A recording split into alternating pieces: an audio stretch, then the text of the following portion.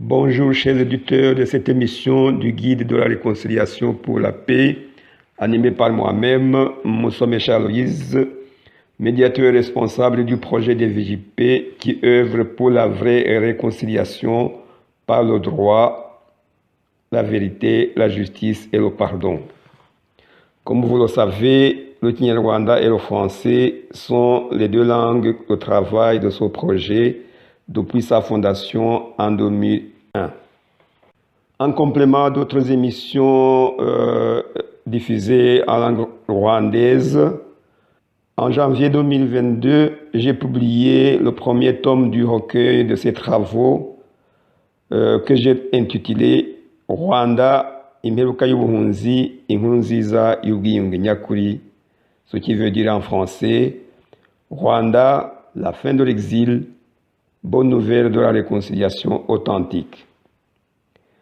Une année plus tard, en mars 2023, j'ai publié le deuxième tome, un recueil d'autres travaux en français sous le titre Lumière du monde, pardon authentique et justice de réconciliation pour la foi en l'humanité. À partir du mois de mai 2023, je viens pour lancer un autre programme d'émissions en français qui seront diffusées dans la mesure du possible le premier week-end de chaque mois. Les thèmes de ces émissions seront choisis à partir des idées qui ont été développées dans les publications du projet des VJP et sur lesquelles j'ai fait des recherches approfondies. Aujourd'hui, pour commencer cette deuxième série d'émissions, je viens vous donner brièvement le contenu du premier livre que j'ai présenté en résumé aux pages 186 à 190 du deuxième tome. En effet, dans le premier tome, Rwanda, la fin de l'exil, j'affirme qu'il faut oser le changement avec les nouvelles idées politiques pour résoudre les conflits rwandais. Dans l'aventure de mes recherches sur la réconciliation, je dévoile les secrets du système politique Inyabutatu Hutu-Tutsi III pour permettre aux lecteurs de comprendre les causes politiques et profondes des conflits rwandais en leur présentant les nouvelles solutions découvertes. Deux grandes idées politiques y ont été développées. La première idée, c'est désethniciser la politique et dépolitiser les fausses ethnies. L'objectif visé dans ce livre consiste d'une part à attirer l'attention des Rwandais sur le fait que, pour être vraiment libres, ils doivent se rendre compte que Hutu-Tutsi III sont des fausses ethnies politiques, comme je le démontre avec les preuves à l'appui. C'est ça qui leur permettra de se libérer des idéologies manipulatrices du système Inyabutatu, que je qualifie de prison politique. En effet, c'est une prison politique parce que les Rwandais ont été contraints d'y vivre depuis plusieurs années. À travers ce livre, les Rwandais et toute personne qui s'intéresse à l'histoire des droits humains en crise au Rwanda découvriront que les Bahutu, Batutsi et les Batwa ont toujours été des prisonniers politiques de ce système. Car, en réalité, les Rwandais sont des victimes d'emprisonnement politique illégal et arbitraire, manipulés suite à des fausses théories et idéologies mensongères ou poisons politiques, qui leur ont été administrés par ceux qui s'autoproclament politiciens dans le but de diviser le peuple pour mieux contrôler le pouvoir. Nul n'ignore que les Rwandais ont été forcés d'appartenir à ce système Inyabutatu depuis le régime monarchique. Pour renforcer cette manipulation, depuis 1931, l'administration coloniale belge a institutionnalisé ce système en décrétant que les Hutus, les Tutsis et les Twa sont des ethnies qui caractérisent les Rwandais et en les inscrivant dans les documents officiels d'identité. Selon la traduction politique du pays, depuis des années, une tradition qui est devenue par usage comme une loi, mais qui n'est inscrite nulle part. Tout Rwandais devait porter dès sa naissance, ou plutôt sa conception, l'une de ces trois fausses ethnies. Et malheureusement, même après l'indépendance, à la recherche de la démocratie républicaine, ce système est resté toujours en vigueur car il n'a pas été aboli alors qu'il est contraire à cette démocratie. Sur le plan des droits humains, la déclaration de l'UNESCO du 27 novembre 1978 sur la race et les préjugés raciaux prouve à suffisance que le système politique Nyabutatu est discriminatoire et fondamentalement raciste, alors que la société rwandaise n'est pas composée de race. L'article 2 stipule ceci. Point 1. Toute théorie faisant état de la supériorité ou de l'infériorité intrinsèque de groupes raciaux ou ethniques qui donnerait aux uns le droit de dominer ou d'éliminer les autres, inférieurs présumés, ou fondant des jugements de valeur sur une différence raciale et sans fondement scientifique et contraire aux principes moraux et éthiques de l'humanité. Point 2. Le racisme englobe les idéologies racistes, les attitudes fondées sur les préjugés raciaux, les comportements discriminatoires, les dispositions structurelles et les pratiques institutionnalisées qui provoquent l'inégalité raciale, ainsi que l'idée fallacieuse que les relations discriminatoires entre les groupes sont moralement et scientifiquement justifiables. Ils se manifestent par des dispositions législatives ou réglementaires et par des pratiques discriminatoires, ainsi que par des croyances et des actes antisociaux. Il entrave le développement de ces victimes, pervertit ceux qui le mettent en pratique, divise les nations au sein d'elles-mêmes, constitue un obstacle à la coopération internationale et crée des tensions politiques entre les peuples. Il est contraire aux principes moraux du droit international et, par conséquent, il trouble gravement la paix et la sécurité internationale. Point 3. Le préjugé racial, historiquement lié aux inégalités de pouvoir, se renforçant en raison de différences économiques et sociales entre les individus et les groupes humains, et visant encore aujourd'hui à justifier de telles inégalités, est totalement injustifié. Fin de citation. Je n'ai donc pas voulu laisser mes compatriotes rwandais continuer à croire qu'ils sont différents par leur soi-disant identité, alors qu'en réalité, celles-ci sont des fausses ethnies politiques. J'ai donc osé dénoncer cette manipulation politicienne et mensongère pour que les Rwandais puissent devenir vraiment libres. C'est comme ça que va s'opérer la dépolitisation de ces fausses ethnies. D'autre part, il faut constater aussi que la République rwandaise n'a pas corrigé toutes les erreurs politiques de la monarchie et de l'autorité coloniale, car elle ne s'est pas débarrassée du système politique Inyabutatu.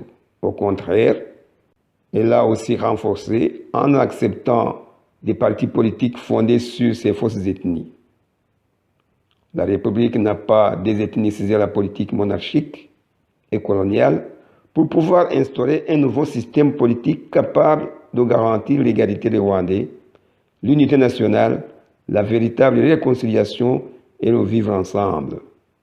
C'est l'une des causes profondes de l'exil des Rwandais depuis déjà la veille de la naissance de cette République. Les politiciens rwandais doivent reconnaître cet échec de leur politique actuelle, de la concurrence et d'opposition, parce qu'elle n'a pas réussi à rassembler tous les Rwandais dans leur patrie. Il est certain que la politique d'un parti unique est antidémocratique, car il conduit vers la dictature, mais la seule politique de la concurrence des partis politiques n'est pas non plus une solution convenable. Il faut donc empêcher que cette concurrence se transforme en conflit politique qui détruit le peuple rwandais par des guerres, des crimes odieux, en provoquant aussi l'exil des citoyens. La deuxième idée politique que je propose, c'est de réformer le système politique, refonder une nouvelle république pour mettre fin à l'exil. L'autre principal objectif donc consiste à éveiller les citoyens à une prise de conscience que le système de gouvernance actuel du Rwanda n'est pas authentiquement rwandais.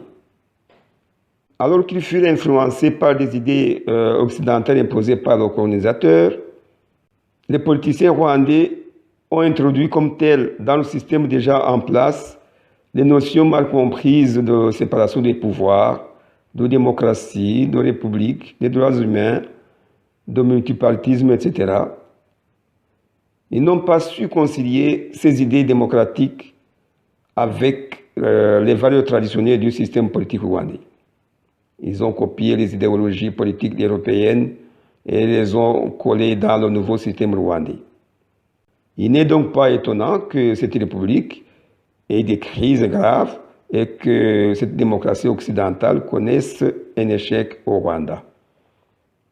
La politique de la concurrence des partis en opposition au conflit a toujours créé des tensions, des rivalités, et elle a multiplié les divisions entre le peuple rwandais, déjà victime du système divisionniste Inyabutatu. Depuis l'instauration de ce système politique occidental, les Rwandais n'ont pas cessé d'exiler. Aujourd'hui, la politique de rassemblement, du consensus, d'unité et de réconciliation authentique est le seul remède possible à ces crises. Il faut donc inventer une nouvelle voie politique qui puisse assurer le rôle de médiateur pour l'unité du peuple rwandais. La société civile reste donc le seul acteur possible, crédible et capable de prendre en charge cette nouvelle politique et d'apaiser ces conflits. Elle doit s'affirmer aussi comme un nouvel acteur politique pour désethniciser la politique et restaurer les clans traditionnels dans la culture rwandaise. Abakono, Abaha, Abanyiginya, Abega, Abasinga, Abasita, Ababanda, Abongera, Abazigaba, Abungura, Abagesera, Abatsobe, Abasindi, Abakyaba, Abashambo, Abashingwe, ainsi que d'autres clans que j'aurais oubliés.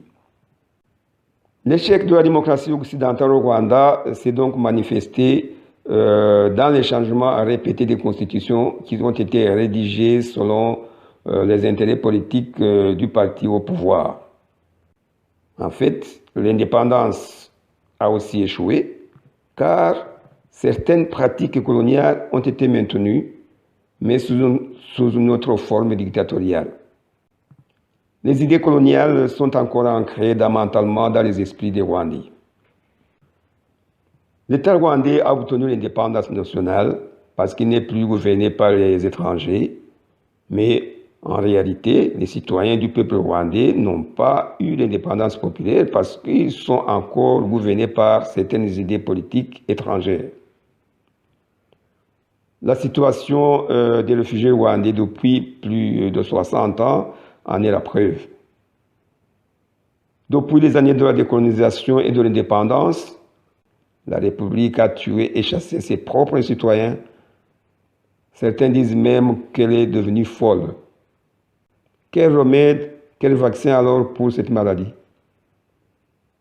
Il est certain que ce système de gouvernance dirigé par les seuls partis politiques n'est pas représentatif de toutes les classes de la population. En effet, tous les Rwandais n'adhèrent pas aux partis politiques. Mais malheureusement, la société civile, ce corps social de la communauté rwandaise, n'a jamais été politiquement représentée parce qu'aucun pouvoir ne lui a jamais été reconnu. Sur la scène politique, elle n'a jamais joué un rôle actif. L'espoir des Rwandais pour la paix repose donc sur cette société traditionnelle et civile rwandaise que j'appelle en Kinyarwanda Umuryango Gakondo Nyarwanda, car elle est la seule capable de libérer les Rwandais de ce système. Cependant, pour conduire les citoyens vers cette indépendance populaire, la société civile doit elle-même être organisée et indépendante vis-à-vis de la classe politique. C'est dans ces conditions qu'elle deviendra un véritable contrepoids politique, disposant d'un pouvoir moral fort de la réconciliation, capable de garantir le respect des droits humains, le vivre ensemble, la séparation des pouvoirs et l'indépendance de la justice pour une démocratie rwandaise. Je peux conclure en disant que ce livre sur la fin de l'exil présente de nouvelles idées politiques à ce sujet. Il nous faut un pouvoir de la justice et de la réconciliation dirigé par la société civile, capable de protéger les faibles. Le rôle politique de la société civile doit être celui de rassembler et d'unir le peuple rwandais autour de ses valeurs humanistes et culturelles. La société civile doit sauver notre peuple. Celui-ci a besoin d'une garantie politique d'unité nationale, une institution désethnicisée et dépolitisée, politiquement neutre, dont la mission est d'assurer la prévention et la résolution des conflits sociaux et politiques, notamment par la médiation, et de sauvegarder l'indépendance de la justice. Pour réussir cette mission, l'organisation traditionnelle de la société civile et des cultes devra avoir une certaine éthique et la compétence de dépolitiser tous les domaines en rapport avec la justice, l'unité et la réconciliation. Elle prendra donc en charge notamment les missions suivantes. Il y a l'administration de la justice, la magistrature assise et debout, la médiation, les droits humains, la réconciliation, la culture, l'information et les médias, etc. En outre, cette organisation devra aussi être représentée largement au sein du pouvoir législatif pour être membre actif dans la vie politique de la nation et défendre aussi les intérêts du peuple rwandais. Cette nouvelle réforme devra évidemment être inscrite dans la Constitution de la République unie du Rwanda réconcilié. Grâce à ce nouveau système politique qui garantira pleinement les droits humains de tous, les exilés rentreront enfin pacifiquement dans leur patrie sans aucune crainte d'être persécutés et aucun Rwandais ne pourra plus s'exiler parce que les causes de cette persécution auront disparu. Après avoir aboli le système Inyabutatu, c'est ainsi que la nouvelle République unie du Rwanda réconcilié mettra fin à l'exil. Ce sera donc une bonne nouvelle de la réconciliation authentique pour les Rwandais et pour le monde entier. Je vous remercie pour votre aimable attention. On se retrouvera à la prochaine émission. Au revoir.